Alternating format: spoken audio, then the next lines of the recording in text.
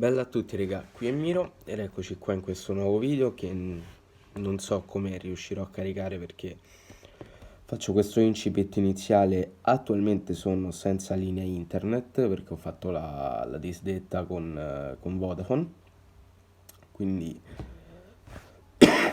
attualmente sono senza linea e la nuova linea me la dovrebbero attivare credo a metà gennaio, quindi per un periodo usciranno video di rado, proprio quelli post partita, perché se riesco a caricarli, le live totalmente annullate perché senza connessione è un po' improbabile farle. E questi video qui cercherò di farli uscire con la giusta cadenza, cioè se arriveranno degli acquisti o delle cessioni, cercherò non tanto di fare il video quanto di caricarlo, e stessa cosa per quanto riguarda i post partita.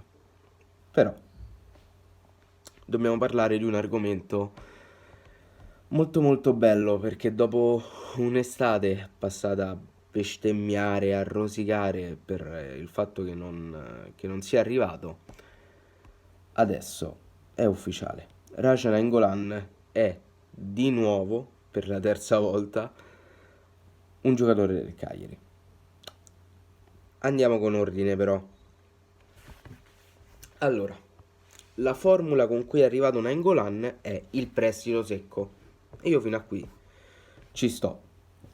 Perché immagino che sia l'Inter che il Cagliari abbiano fatto il ragionamento di dire: per adesso noi ve lo diamo perché almeno ci leviamo uno stipendio abbastanza oneroso, perché se non mi sbaglio pure all'Inter, no, l'Inter forse prende qualcosa di più dei 3 milioni che prende da noi, però vabbè.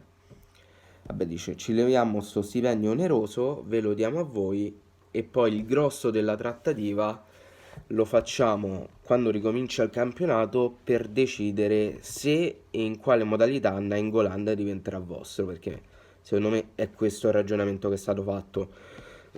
Prestito secco fino a giugno e poi il succo, la vera modalità con cui Nainggolan torna a titolo definitivo al Cagliari, lo stabiliscono le due società quando ricomincerà il campionato, non di certo adesso. Però io sono contento che sia tornato Nainggolan, ho un debole per lui, lo schiererei pure con una cianca sola, non me frega niente. Il problema è che, ok, contenti, sì, sì, sì, bello, bello, bello, però tocca prendere qualcun altro. E non è che tocca prendere qualcun altro che... Tocca prendere qualcun altro che sia minimamente decente. Si è fatto il nome di Vesino.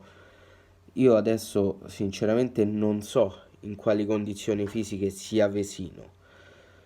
Però se mi ricordo come ha giocato con noi, non stiamo parlando di una pippa. Poi, vabbè, non digerirò mai quel gol che fece con l'Empoli contro di noi, però quelli sono dettagli.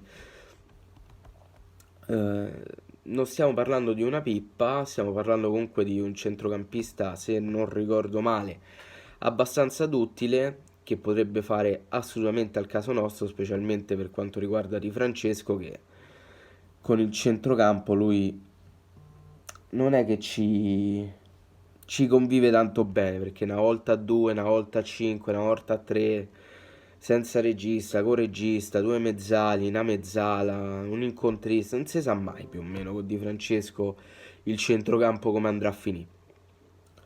E su questo fronte Vesino potrebbe essere molto molto d'aiuto. Ovviamente serve almeno un altro centrocampista, specialmente dopo che Rog si è saputo che si è rotto il crociato. Bene, siamo al quarto crociato in 3 anni, dopo Castro, i due De Pavoletti e... chi è l'altro?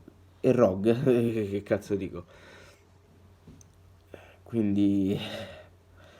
Mamma mia, a centrocampo tocca prendere qualcun altro. Nainggolan è bello, sì, ma non basta solo lui, non basta. Eh, Vorrei cominciare a essere anche un po' più pretenzioso nei confronti della società perché, per carità, hanno preso Godin, hanno preso Rogga, hanno preso Unassa, hanno preso Sottile, stanno a cercare di prendere Sottile senza il conto riscatto, cosa che secondo me non succederà perché la Fiorentina non te lo lascia, però tanto vale provarci. investimenti sono stati fatti, però bisogna anche farli bene.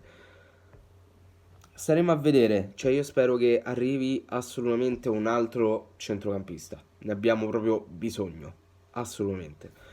Però per adesso godiamoci il Ninja che è tornato, tra l'altro l'hanno annunciato anche prima che cominciasse il calciomercato, è ufficioso, diventerà ufficiale a partire dal 3, credo che il calciomercato cominci il 3, vabbè. E niente ragazzi, fatemi sapere voi qua sotto nei commenti cosa ne pensate e detto questo noi ci becchiamo in un prossimo video che spero che arrivi il prima possibile. Scusate ragazzi ma c'è questo inconveniente. Bella regà.